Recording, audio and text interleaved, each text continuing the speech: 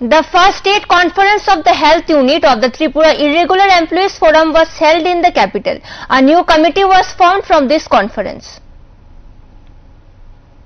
The first state conference of the health unit of the Tripura Irregular Employees Forum was held on Sunday at IMA House, Agartala. Eminent lawyer Purushottam Roy Borman attended as the main speaker. Representatives from various subdivisions participated. Roy Borman said that the conference discussed the demands and problems of irregular health workers throughout the day and formed a committee to work on expanding the organization across all districts. He added that irregular employees in the state have no job security and live in uncertainty.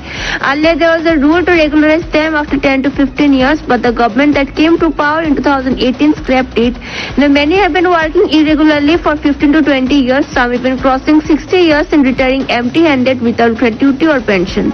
Many are forced to take up other work to run their families. On July 4, the irregular employees marched to the Secretariat and submitted their demands to the Chief Minister. Assured action. They will wait a week and send another letter if no positive response comes.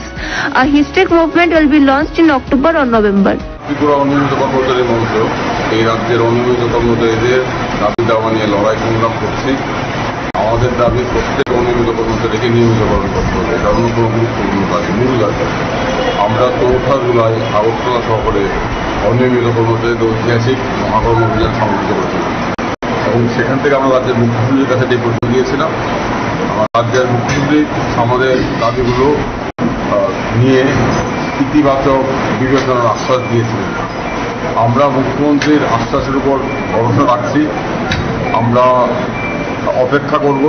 আমরা আগামী এই সপ্তাহে মুখ্যমন্ত্রীর কাছে চিঠি লিখে জানাবো যে আমাদের দাবি দেওয়া পূরণে কতটা অগ্রগতি হবে, এটা আমরা জানতে চাইব। আমরা আশা করি মুখ্যমন্ত্রীর কাছ থেকে আমরা সদর্থক উত্তর পাব।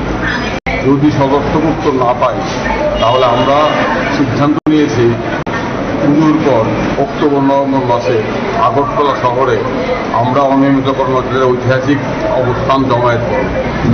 সেই লক্ষ্যে ত্রিপুরা অনিয়মিত কর্মচারী মঞ্চ প্রত্যেকটা বিভাগ কেন্দ্রে আমাদের স্থায়ী কমিটি গঠন করছে। আজকে স্বাস্থ্য বিভাগে অনিয়মিত কর্মচারী মঞ্চের কমিটি গঠন করার জন্য রাজ্যের বিভিন্ন প্রান্ত থেকে স্বাস্থ্য বিভাগে বিভিন্ন স্তরের অনিয়মিত কর্মচারী এখানে সমাবেত হয়েছেন। এখান থেকে আমরা স্বাস্থ্য বিভাগীয় অনিয়মিত কর্মচারী মঞ্চে স্থায়ী কমিটি গঠন করব।